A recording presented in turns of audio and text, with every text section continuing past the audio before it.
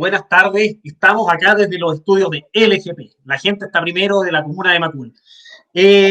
Hoy vamos a hacer una entrevista a un gran personaje que les iremos mostrando, les iremos comentando quién es. Vamos a conocer algunas cositas de su vida social, política, cultural, profesional.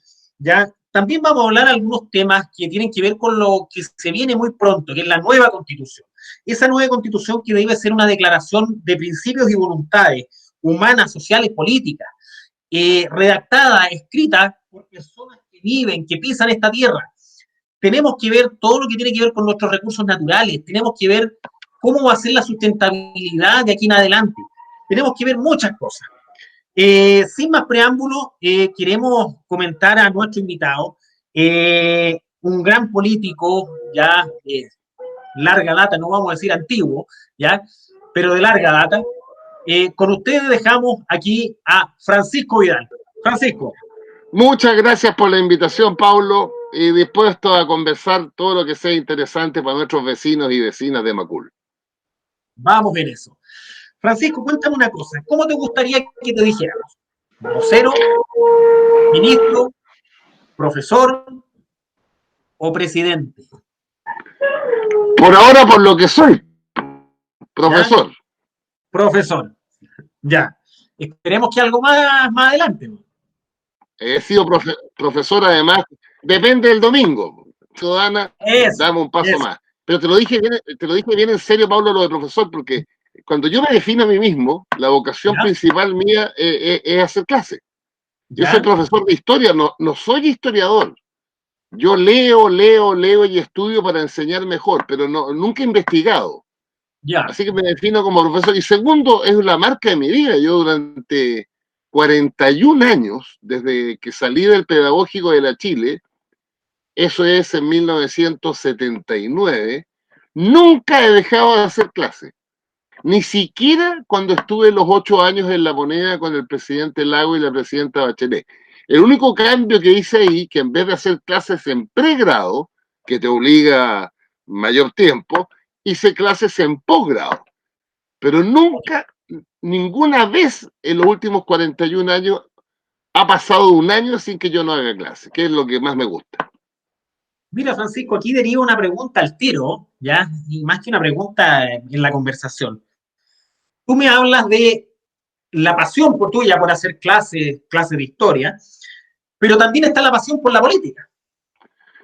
¿Cómo claro, la equilibras? Lo que pasa es que si tú estudias historia, a concho, y particularmente a mí me gusta la historia de Chile y la historia contemporánea, es raro que un profesor de historia no tenga un compromiso político. Y yo lo asumí desde que salí antes de la universidad, y dije, bueno, cada vez que uno conoce más la historia de Chile, va a hablar de ahí nomás, y te dice, bueno, esta es una sociedad que se ha construido de tal manera, que ha avanzado en tales dimensiones, pero mi compromiso es eterno con una sociedad más justa. Y eso se ha ido construyendo desde una posición política, que es la izquierda o la centroizquierda. O sea, el gobierno de Alessandri en 1920, un paso. El Partido Obrero Socialista de Recabarren en 1912, otro paso. El Partido Socialista en 1933, otro paso. El gobierno de Pedro Aguirre Cerda, el Frente Popular, otro paso. Las 4 candidaturas presidenciales del presidente Allende, otro paso. Incluso el gobierno de Eduardo Frei Montalva, del 64 al 70, sí. Este es un país que se ha venido construyendo no muy fácil, porque la estructura derivada de la colonia y del siglo XIX, y que tiene resto hasta el día de hoy, es una oligarquía muy fuerte, muy fuerte. Entonces la lucha por emparejar la cancha, la lucha por las dignidades independientemente de la comuna, he sido parte de ese río, de seguir avanzando, de seguir corriendo el cerco. Eso es. Francisco, cuéntanos un poquito. Hay algo que yo tengo que agradecer y confidenciar a los auditores. Le preguntamos a Francisco si había algún tema incómodo y él nos dijo ninguno, ¿ya? Y eso se agradece, ¿ya? Aquí voy con esto, Francisco. Siempre se habla que tus inicios estuvieron a este lado, a la derecha. Que tus inicios Sí. Sí, tus inicios a la derecha. ¿Ya? ¿Qué nos puedes comentar de eso? Bueno, tiene que ver con las circunstancias de la vida. Yo estudié en el Liceo Alemán, ¿Mm? tenía en la cabeza de niño chico el tema militar. En ese tiempo se entraba a la escuela militar, pero muy cabro, y yo entré a los 15 años, en 1969, a la escuela militar. Con la lógica de seguir la carrera, cuando me arrepentí el segundo año, no Ya, tenía la vocación necesaria, es decir, el equivalente a tercero medio de hoy día.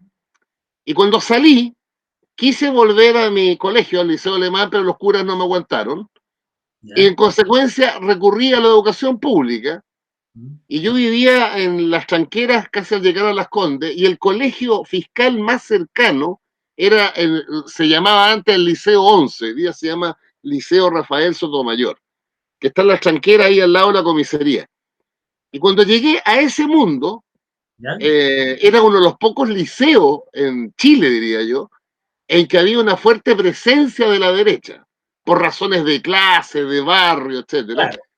Y ahí yo llegué con 19 años, 18 años, a hacer mi cuarto medio. Y me envolví en ese grupo y terminé militando en la Juventud Nacional el año 71, 72 y 73. Ya. Siempre lo he dicho, ¿Mm? siempre tengo que asumir. Si alguien me pregunta, un periodista me preguntaba en la tele el otro día, mi principal error político de mi vida fue esa decisión, que si bien tú la tomas muy joven, igual eres responsable a los 18, 19 años. Y lo que me pasó después, y le agradezco a la vida, el destino y a Dios porque soy creyente, que la vida me cambió cuando postulé a Pedagogía en Historia y Geografía en la Universidad de Chile. Y entré al pedagógico en junio de 1974, porque estaba cerrado desde septiembre del 73, dado que era un foco muy fuerte de la izquierda, el pedagógico de la Chile. Tanto así que después la dictadura lo eliminó, lo sacó de la Chile. Y hoy día la academia, ¿cómo se llama? La Universidad Metropolitana de Educación. Pero ese es otro cuento. Y cuando entré ahí, viví la dictadura en su sentido más brutal, en la opresión cultural. Y me encontré con todos los profesores de derecha, todos, sin ¿Ya? excepción. Habían echado a todos los profesores de izquierda.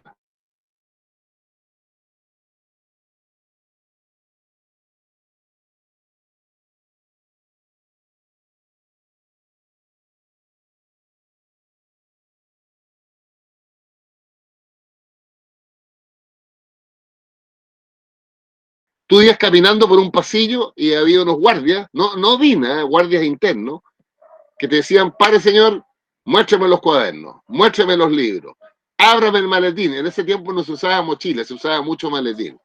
Ya.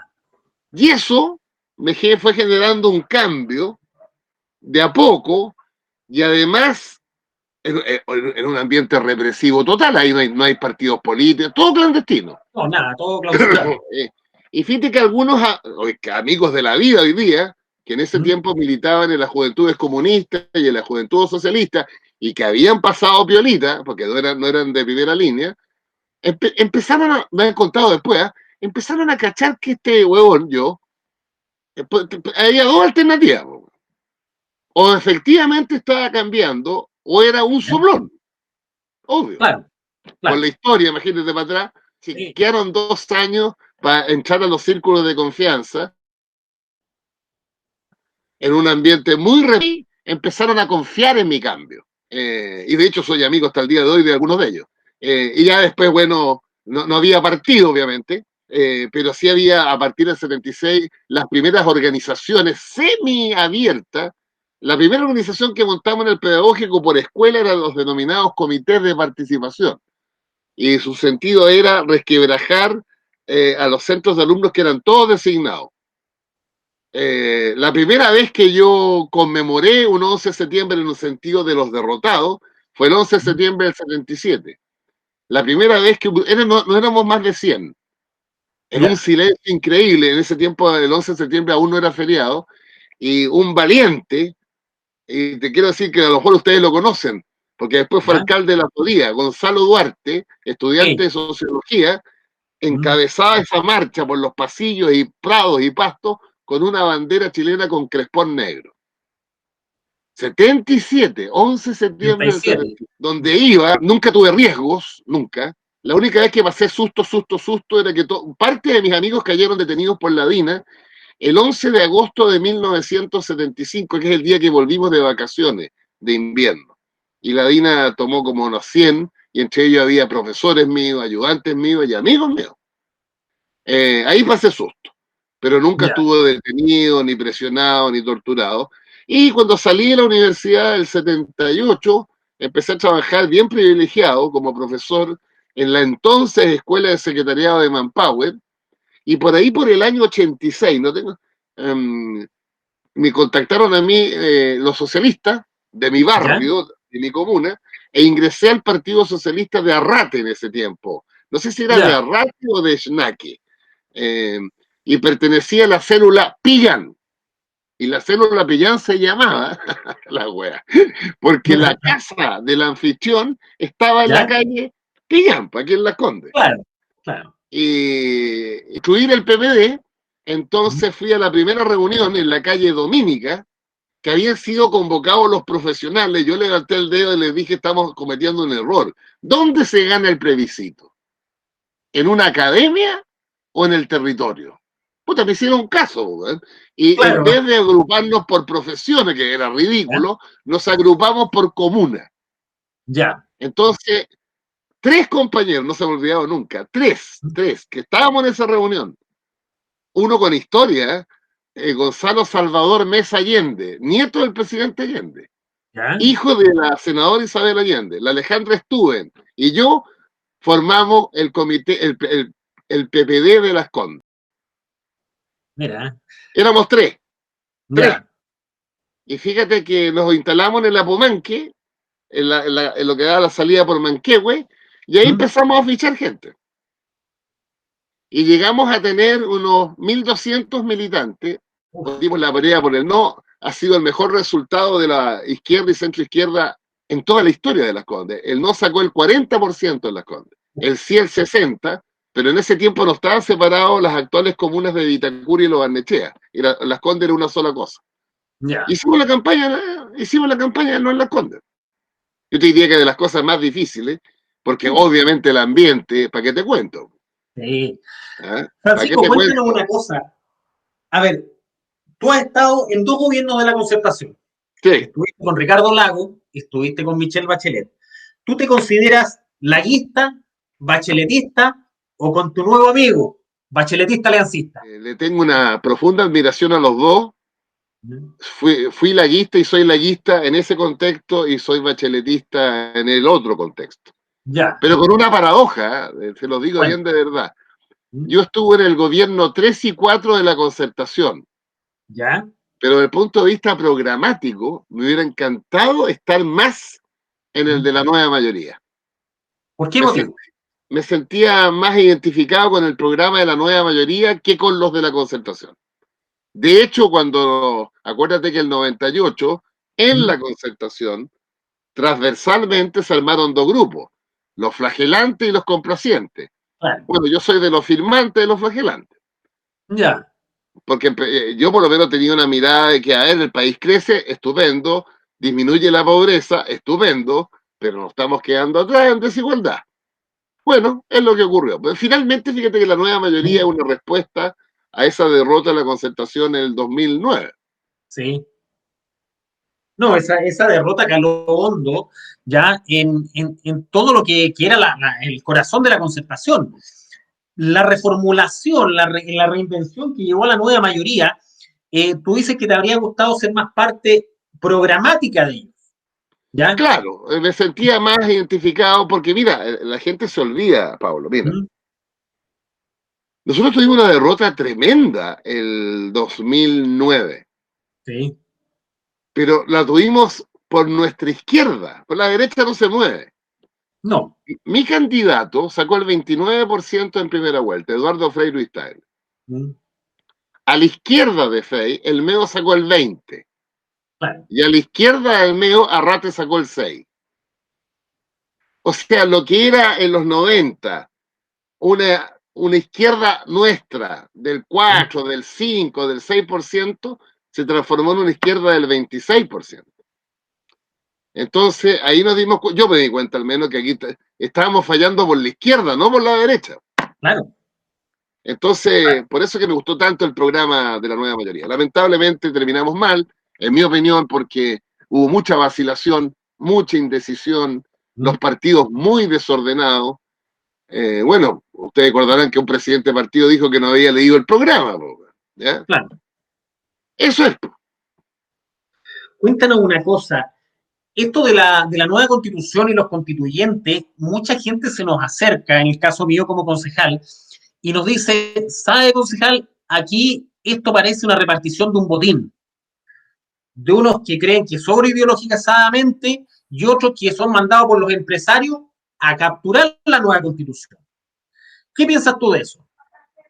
No, yo creo que en un universo humano de ¿Mm? 155, obviamente que hay de todo, es ¿Mm? evidente.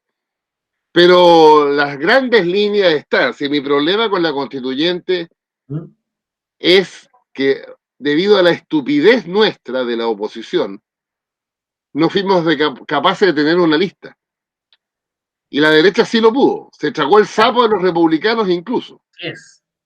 Y eso te significa, Pablo, salvo que las cosas cambian mucho, pero yo creo que la derecha va a sacar un tercio de los votos en la constituyente ¿Ya? y por ir en lista única va a obtener a lo menos la mitad de los constituyentes. Y las oposiciones que nos dimos el festín de las listas, más los independientes opositores, yo creo que vamos a sacar 2/3 de los votos y vamos a tener la otra mitad de los constituyentes. Eso hace mucho más difícil lo que demandó el 80%, ¿Mm? porque el 80% que votó por el apruebo no era un apruebo en el aire, Claro. era un apruebo por una nueva constitución. Entonces el contenido de esa nueva constitución, expresando las demandas mayoritarias, es una constitución que a lo menos diga que Chile va a ser un Estado social de derecho. Y en consecuencia, la tarea del próximo gobierno, si es que ¿Mm? ganamos y derrotamos a la derecha, es cómo ese programa de gobierno significa aterrizar el enunciado de la Constitución. O sea, cómo transformamos gradualmente a Chile en un Estado social de derecho. Y te agrego además, lo he pensado, lo he leído hasta el cansancio. Hay muchos derechos, pero yo priorizo 5. Los que Cuenta. nos cruzan la vida, a ti y a ¿Mm? mí, y a la gente que nos está viendo. Salud, educación, vivienda, trabajo formal y pensiones. Y ese va a ser el programa del próximo gobierno, cómo tú aterrizas el Estado social de derecho en el territorio.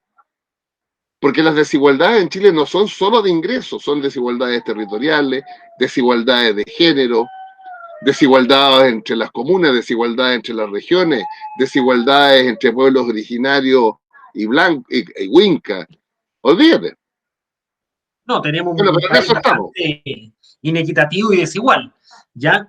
Cuéntanos Así un es. poquito cuál crees tú que ha sido el mayor pecado de la ex concertación o de la nueva mayoría, que la gente pueda reclamar actualmente, pero sabemos que el escenario y el contexto era totalmente distinto a lo que tenemos Claro. actualmente, ¿ya? Pero en retrospectiva, ¿qué crees tú que podrías decir o un mea culpa al respecto? Mira, no, lo que pasa es que yo creo que eh, la concertación en sus primeros, en los 20 años, porque después los 4 Sí, siguientes fueron nueva mayoría, hizo 2 cosas maravillosas, particularmente una. Disminuyó la pobreza en Chile. sí. Fíjate que la derecha y Pinochet nos dejaron al país el 11 de marzo del 90 con el 68% de la población viviendo bajo la línea de la pobreza. Y en 30 años esa cifra se redujo a un 8%. Antes de la pandemia, ahora volvió a subir. Mm. Bueno, que tú saques de la pobreza el 60% de la población en 25 años es algo inédito. En ningún país de América Latina, ninguno. Ahora, eso se pudo porque a su vez logramos otro éxito. Un crecimiento económico que nunca más se va a repetir en la historia de Chile, ni antes ni después. La riqueza en Chile se multiplicó por 5 en 25 años, por 5, ¿eh? ¿Cuál es nuestro problema? ¿Qué es lo que algunos no vieron, otros no quisieron ver, otros se obnubilaron? Amigos míos, cuando yo ¿Ya? discutía con ellos me decían, a ver, pero Pancho, ¿de qué estás hablando, hombre? Mira cómo el país crece, mira cómo se disminuye la pobreza y mira cómo ganamos las elecciones. ¿Qué más querí? Y yo decía, está bien, bueno crecer, bueno disminuir la pobreza, pero la sociedad también tiene que tener unas brechas de desigualdad más tolerables y no las que existen en Chile. Bueno, eso yo creo que es lo que estalló el 18 de octubre. Porque en salud, en educación, en vivienda, en Sí. todas las estadísticas oficiales, Chile es mejor el 18 de octubre del 2019 que el 11 de marzo de 1990. Salvo en algo, en la desigualdad y el abuso. La colusión, la corrupción, la distancia de la élite política de la sociedad. Olvídate, uno podría hacer un calendario. Y yo creo que eso estalló el 18 de octubre. Mira, era imposible que una sociedad tolerara Mm. crecimiento económico como el que tuvimos, disminución de la pobreza, pero una desigualdad que cuando uno se mete en los datos es increíble. ¿Eh? Hace 4 días la Fundación Sol lanzó ¿Ya? un pantallazo sobre los primeros países del mundo de concentración de la riqueza.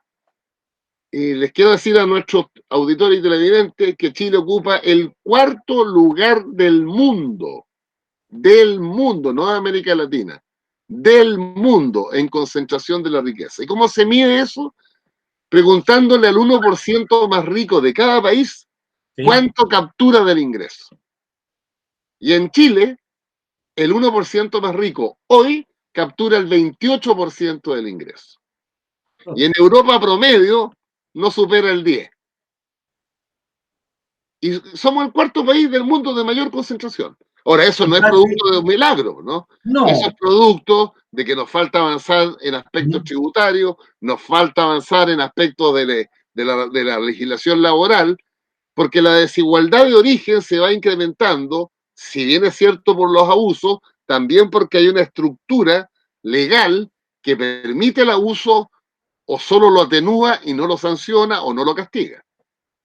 Francisco, en base a eso mismo, ¿qué te parece que con el contexto pandemia hayan tenido que cerrar pequeñas empresas, microempresas y las grandes fortunas, algunos hasta duplicaron Así es. ¿cómo se llama? Su fortuna? ¿Ya? ¿Qué te provoca? ¿Qué te Bueno, provoca? a Podría mí me decir a pro... nuestros auditores. No, sí, no me genera sorpresa porque ¿Mm? saca la cuenta que en la dictadura del ¿Mm? 73 al 90, ¿Ya? la economía chilena creció en promedio, 2,9% anual. ¿Ya? O sea, la mediocridad absoluta. ¿Mm?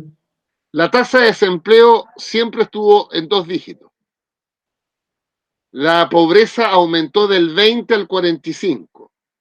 Sin embargo, el 10% más rico se hizo más rico que nunca. Entonces, cuando llegamos nosotros, eso, concentración, me refiero a los 90, eso se empezó a equilibrar. Pero la brecha y la diferencia era tan brutal en sus inicios que no se pudo compensar. Entonces, cuando tú tienes una mediana de sueldos en Chile hoy día, de acuerdo al INE, de 401 lucas, tienes una mediana de pensiones de 172 y el país ha crecido por 5, la gente dice, bueno, este es un chancho bien gordito, Claro. pero está mal pelado. Sí. Y para pelar bien el chancho, tú requieres transformaciones sustantivas, políticas, sociales, culturales, económicas, tributarias. Sustantivas. Porque si Bueno, no, vas reproduciendo. son muchas cosas que se hicieron, quisieron hacer en el gobierno, en el segundo gobierno de la presidenta Bachelet y no se lograron. Todo se logró un poquito a medias, Claro.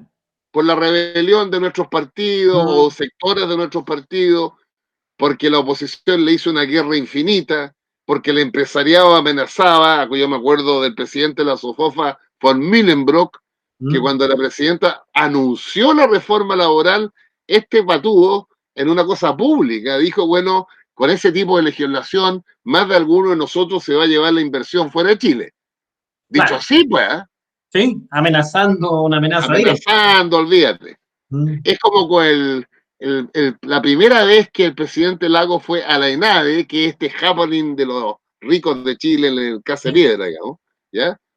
El presidente de la Confederación de la Producción y el Comercio, funcionario de la dictadura, y hoy día presidente de la Sociedad Nacional de Agricultura, Ricardo Arestía, yo estaba ahí, ¿Ya? mirando al presidente le dijo, déjennos trabajar tranquilo, presidente. Esa es la soberbia del 1% más rico. Claro. Ahora yo no estoy por eliminarlos, hacen su aporte. Lo que pasa es, lo único que les pido es que sean empresarios como se es en Australia, en Nueva Zelanda, en Europa, Mm. que paguen los impuestos, quiero decirles, si lo puedes hacer y verlo tú o alguno que nos está viendo, que se consigan en la Facultad de Economía y Negocios de la Chile lo que publicó hace un mes y medio el exdirector de Impuestos Internos, Michel Corrat. Te caís de espalda. Ya. La ilusión y la evasión en Chile en un año alcanza 21.000 millones de dólares.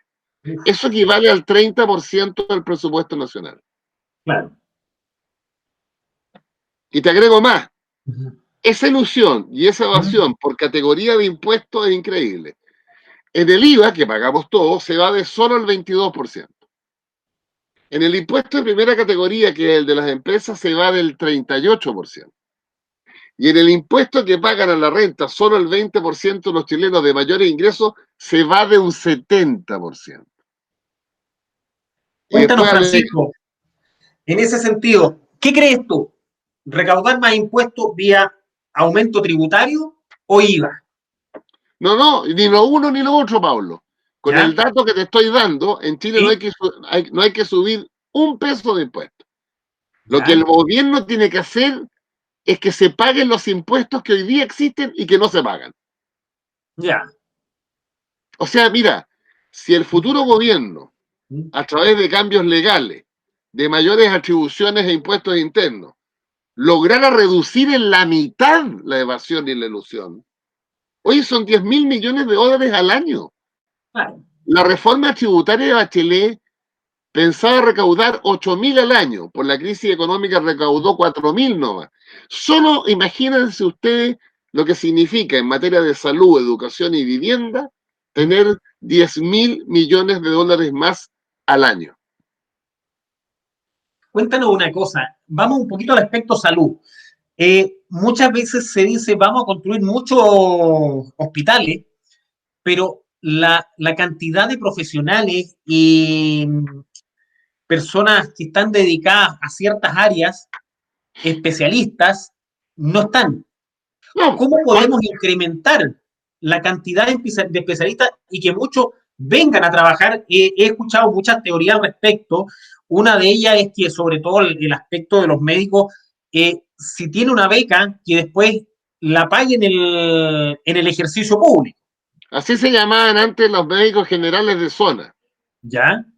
O sea, la beca era estar 3 años en una comuna alejada de Santiago. ¿Mm? Yo soy de ¿Qué, familia de médicos, ¿eh? qué piensas tú Eh, al respecto? ¿Cómo podríamos mejorar el déficit de especialistas? Bueno, Bachelet creó en sus 4 años 3.000 nuevos especialistas, pero tenemos un tapón. ¿Mm? La especialidad se hace en la universidad, pero también con las sociedades médicas. ¿Mm? Y las sociedades médicas tienden a formar pocos especialistas. Tú dirás, ¿por qué? Porque mientras haya menos oftalmólogos, más caro es la consulta. Claro. Entonces, yo empezaría por dotar de especialistas a los consultorios, la atención primaria, que es la puerta de entrada al Sí. sistema. Y he hablado con decenas de alcaldes y alcaldesas y te dicen, y de hecho en algunos ya hay, a lo menos necesitamos un pediatra y un geriatra en la atención primaria. Pero eso te obliga además a subir el per cápita, porque hoy día el per Claro. cápita es de 8.000 pesos por persona inscrita en el consultorio. Y no hay un alcalde o alcaldesa que no te diga que no le alcanza, que eso genera déficit. Entonces, ¿cómo va a contratar un especialista si antes de empezar tiene déficit? No, pero hay muchas cosas en salud, para remitirnos a salud no va, lo que Claro. tengo en la cabeza. Bueno, primero, seguro único. ¿Ya? Terminar con este doble seguro. un 7% para FONASA, que lo hace el 80% de los chilenos, y un 7% para ISAPRE, que lo hacemos, porque yo estoy en ISAPRE, el 17% de los chilenos. El primer paso es la creación de un seguro único. O sea que mi 7%, que hoy día es solo para mí y mi familia, y solo para mi ISAPRE, se vaya al seguro único. Ahora, yo soy tan tonto que me duele la cabeza y también quiero internarme a pesar de todo en la clínica Las Condes. Muy bien, sea un estúpido, contrate un seguro privado. Pero mi 7% va al seguro único. Francisco, ¿qué piensas tú, pasando a otro punto que es bastante importante? Aquí nos pilló una pandemia con un desarrollo tecnológico a medias. ¿En qué sentido lo puedo decir? Los niños se pillaron tener que conectarse a un teléfono, a un computador, con pocas redes muchas veces en los sectores más populares de Internet, y eso nos ha generado un problema de deserción escolar temprana, Así ¿ya? es. Y esa deserción escolar temprana termina muchas veces en otras cosas, pero aquí voy. ¿Cómo pretendes tú implementar un sistema tecnológico, un sistema de avance, ya? Pero no de la forma macro, sino que vamos a lo micro. En los sectores populares, en la zona sur de Santiago, en la zona norte, poniente, donde las necesidades son reales, ¿ya? Donde vemos que un teléfono alcanza para 3, 4 niños que tienen que estar compartiéndolo, que las redes sociales puedan tener acceso a Internet, que sea algo masivo. El tema tecnológico, el tema emprendimiento, innovación, ¿cómo lo enfocarías tú? Mira, partamos de la realidad. ¿Ya? El informe de la Subsecretaría de Telecomunicaciones midiendo acceso a Internet por hogar, no en el ¿Ya? celular. ¿Sí? En La Pintana es el 22% de los hogares y en Las Condes es casi el 100%. Partamos por ahí. ¿Ya? Segundo, ¿para qué te cuento a nivel nacional, en zonas del país, en territorios, en comunas rurales pequeñas, aisladas? Cero. En consecuencia, dado que la brecha digital también es grande, hay que cerrar la brecha. Pero nunca la vas a cerrar solo apelando al sector privado. Porque el sector privado, por definición, te va a conectar si eres negocio. Claro. Si no eres negocio, no te conecta. ¿Por qué no hay ninguna farmacia de las tres cadenas en la comuna de Los Espejos? Porque no Y es hay, negocio. en Las Condes, en cada esquina hay una farmacia. Mm. Bueno, porque en Las Condes hay más plata y en consecuencia el compadre compra más remedio. En Los Espejos hay menos plata, entonces no hay farmacia. En consecuencia, es el Estado, en su rol solidario, el que debe ir reemplazando a aquel lugar que el sector privado no quiere, no puede o no debe. El Estado. Francisco, en ese sentido tú nos hablas que el Estado debe llegar donde el privado no llega, ¿ya? Pero yo creo que el Estado debe estar, ¿ya? Y el estar presente, más que donde el privado no llega, es también adelantarse a los temas. Por ejemplo, yo te digo en la zona sur de Santiago, La Pintana, La Granja, San Ramón, lo mismo que tenemos suroriente Macul, San Joaquín, ¿ya? Todos esos sectores muchas veces se encubren ciertos grados de pobreza. Yo Sí. me acuerdo, me tocó trabajar con el exdiputado Claudio Reagada en su última campaña y íbamos inclusive a Providencia y los niveles de pobreza encubiertos son grandes. Yo te lo puedo decir acá en Macul también, tenemos niveles de pobreza encubiertos, sobre todo de nuestros adultos mayores. ¿Qué piensas tú como política pública pudiéramos llegar, aparte del tema de pensiones, ¿ya? Pero tener claridad de esa pobreza encubierta que está soterrando la... Hay adultos mayores que terminan arrendando las piezas de su casa. Mira, lo que pasa es que hay que preguntarse dónde se origina la pobreza. ¿Mm? Y hay como dos, podrían ser 100, pero te voy a colocar dos ejemplos, ¿no? La desigualdad se origina en la relación entre el factor capital y el factor trabajo, en el ¿Ya? ámbito laboral. Y en consecuencia, para emparejar la cancha en el ámbito laboral, de ¿Sí? tal manera que el excedente producido en esa unidad económica sea repartido entre el factor capital y el factor trabajo, es imprescindible que los dos actores tengan un mismo nivel de equilibrio de fuerza. En Chile hoy día eso está completamente desbalanceado en favor del sector empresarial. Yo te diría que en Chile el artículo principal del Código del Trabajo no escrito es la siguiente frase. ¿Ya? Si te gusta, bueno, y si no te va. Sí.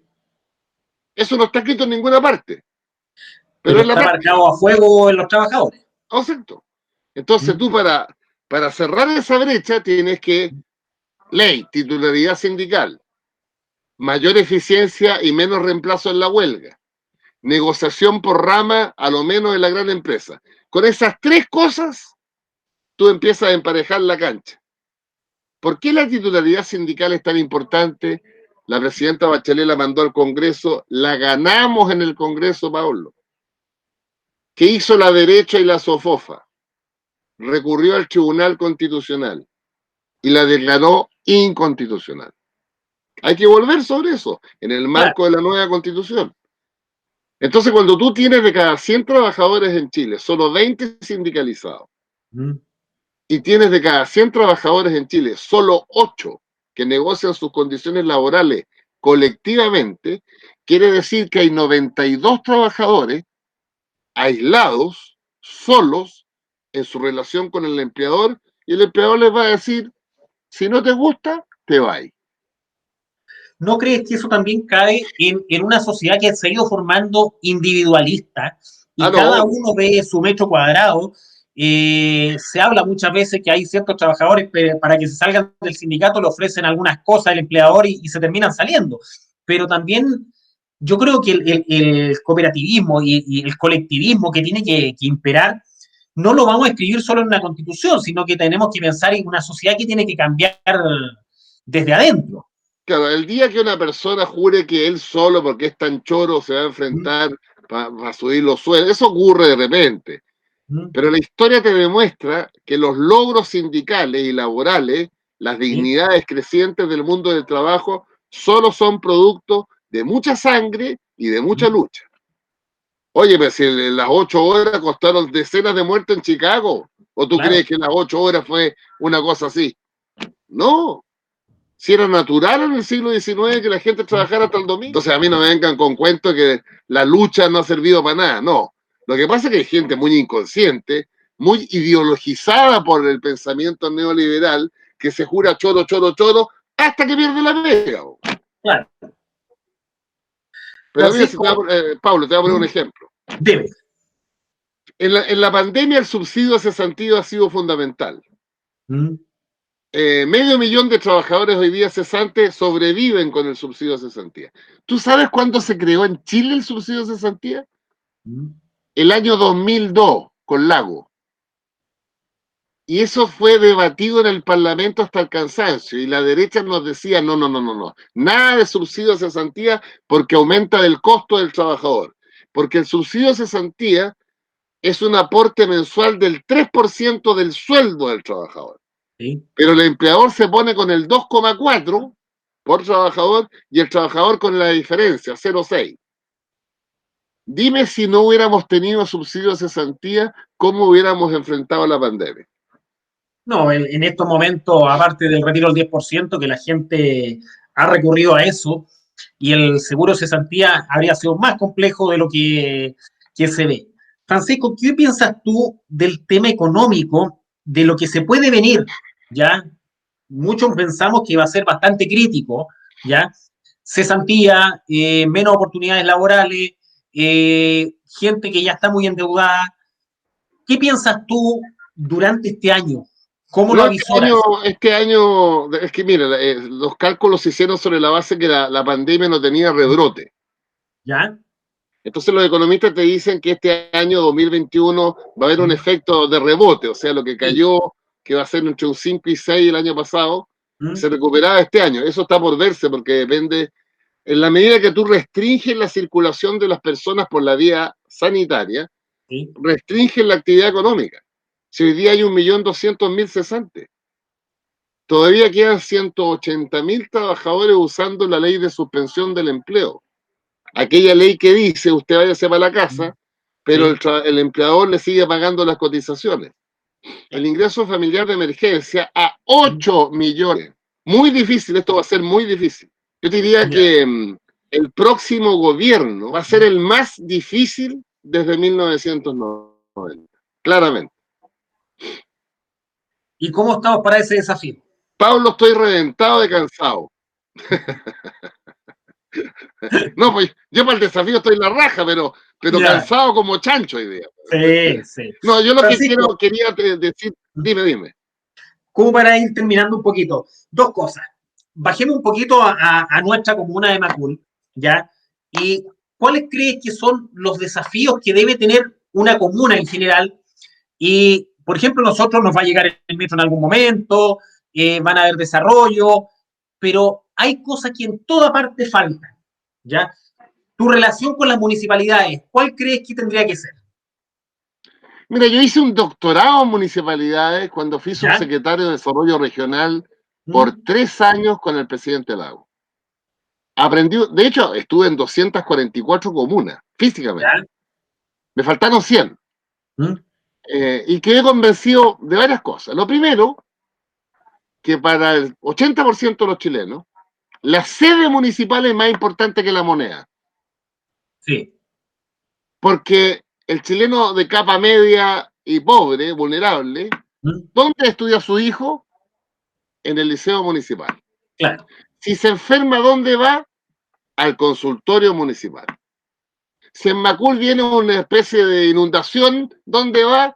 A buscar el saco de La arena arena, o sí, el techo que se le cayó por un ventarrón, no va a Home Center, va al no, municipio. claro, Y en lo más extremo, y si un vecino de Macul tiene hambre, no va al Jumbo, no, va al va a buscar municipio. la caja de municipio. Entonces, Claro. quiero colocar a través de esos ejemplos lo relevante que es el municipio. Ahora, dicho eso, ¿Mm? hay que poner la acción donde poner la lengua. ¿Tú? Claro, Y yo creo que los municipios tienen que aumentar significativamente su financiamiento. Y ya, como es claro que el financiamiento el más importante proviene del Fondo Común Municipal, lo que hay que hacer es incrementar el Fondo Común Municipal. Y tú tienes 2 vías para incrementarlo, lo demás ¿Mm? es cháchara. El aporte del Estado al fondo es muy pequeño, es 3% del fondo. Eso hay que Ya, llevarlo al 10% fácil. Y ya, segundo, y me van a matar la DIN, la Evelyn Matei, Torrealba y Lira, que son de las ya, 4 comunas de rechazo, digamos, es ¿Mm? que todavía queda que sacarle una tajada a estas comunas, porque no ¿Mm? obstante todo lo que aportan, gracias a la ley de rentas 1 y 2, es tal el grado de concentración en estas 4 comunas, que aunque Ya, aporten el 65% de las contribuciones, de las patentes comerciales y de las patentes de auto, ¿tú sabes cuánto es el presupuesto de Las Condes? 300.000 millones de pesos. ¿Tú sabes cuánto es el presupuesto del gobierno regional metropolitano? ya, 120.000.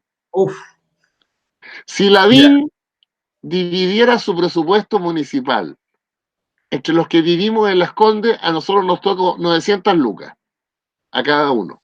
ya, Si yo me voy a Puente Alto y ¿Mm? Codina hace lo mismo, me tocan 126 lucas. Y estamos Ya, entre Las Condes y Puente Alto por Vicuña Maquena, yo calculo 45 minutos. claro. ¿Te fijas que el chancho engordó, pero está mal Pero parido? está bien mal peladito. Muy Sí, que peor. agradecido de tu tiempo y muy interesante y muy entretenida la entrevista. Eh, ¿Cuál crees que sería tu sello? ¿Qué te gustaría improntar, dejar en un gobierno de Francisco Vidal? Sobriedad, ¿Ya? máxima austeridad, hasta el límite, diría yo. ¿Ya? Y que cuando terminara el gobierno, Chile fuera más justo. En salud, en educación, en vivienda, en empleo formal y en pensiones. ¿Ya? Ese es mi objetivo de estar en esto, no tengo Ese ningún sería otro. tu sello que te identificaría como el gobierno de Francisco Vidal.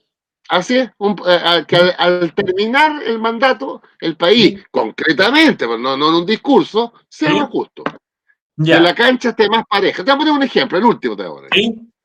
Mira, el presidente Piñera 1 ¿Sí? aumentó, extendió el postnatal a 6 meses. Estupendo. Lo debíamos haber hecho nosotros, pero el ministro de Hacienda de la época, Velasco, se opuso. Ya lo hizo Piñera. Entonces yo me metí en el tema y pregunté, ¿cuántas son las mujeres que tienen guagua en un año en Chile? 240.000. Igual tuvieron la guagua, pero están a contrata, a honorario, colista de la feria, feriante, trabajadores por cuenta propia, ponle toda la gama, mujeres jóvenes embarazadas, 0 pesos. La primera medida que yo tomaría es spray postnatal universal. Que es del día 1 la guagua tenga la misma calidad de atención de su madre. Y para eso, tú sabes que el spray postnatal se financia con el fisco. La empresa no paga el spray postnatal. ¿Ya? Bueno, el fisco, el Estado subsidia a las mujeres que no tienen, al no tener trabajo formal, no tienen derecho al spray postnatal. Esas son medidas concretas. Cuesta plata, obvio. Bueno, que paguen los impuestos, pues. Lo que hablábamos hace 15 minutos. Claro. Francisco, como para terminar, te damos a ti micrófono abierto ya para que también puedas invitar a esta consulta ciudadana del domingo 31 a todas las personas que quieran y crean que un mejor gobierno es posible.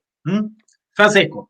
Mira, bueno, primero agradecerte la conversa y segundo decirle a la gente que nos está mirando y escuchando que todas estas ideas que hemos conversado con Pablo hay que concretarlas. Y se concreta desde el Ejecutivo, obviamente con colaboración con el Legislativo. Pero quien manda es el Ejecutivo. Y lo que yo quiero es que este domingo ustedes participen en la decisión del PPD. El PPD hizo una cosa muy interesante. Por primera vez elige su candidato presidencial en una primaria ciudadana, se llama consulta ciudadana. No fue fácil. Había gente que no le gustaba esto, pero ya, el 74% del último Consejo Nacional dijo consulta ciudadana. Pero la gracia de la consulta ciudadana es que participen los independientes. Porque si participan solo los militantes, está bien, es un derecho. Pero yo aspiro a que participen miles y miles de independientes. Para que sean los independientes los que tengan la atribución, en el caso del PPD, de decir, ¿sabe qué? Jorge Tarú es el que me gusta. O Heraldo Muñoz es el que me gusta. O yo mismo, Francisco Vidal. Pero usted decida. Que no se decida. ¿Ustedes saben cuántos son los del Consejo Nacional del PPD? Formalmente son 366. Nunca han llegado más de 200. Incluso por Zoom. ¿Cuál es la alternativa? ¿Que el candidato presidencial del PPD lo elijan 200 militantes? ¿O que al candidato presidencial del PPD lo elijan unos 15.000 ciudadanos y militantes? En el Chile de hoy es mucho más importante que los ciudadanos participen. Y por eso entonces el domingo 31, entre las 9 y 6 de la tarde, no pidan permiso, basta el carnet de identidad, ese es como el salvoconducto. Usted tiene que decir que voy a votar y cuando vuelva se lo paran. Ahí está mi carnet, esa es la instrucción del Ministerio del Interior y del Ministerio de Salud. Y lo otro que es una novedad, porque es curioso, el padrón que estamos usando para el domingo, en el gimnasio municipal en Quilín, que vamos a ocupar el domingo, tiene una gracia, que es el mismo padrón que se utilizó en las primarias legales de gobernadores regionales. En consecuencia, pueden votar en esta consulta del domingo los militantes socialistas, radicales, demócratas, cristianos, progresistas y ciudadanos. ¿Qué tal?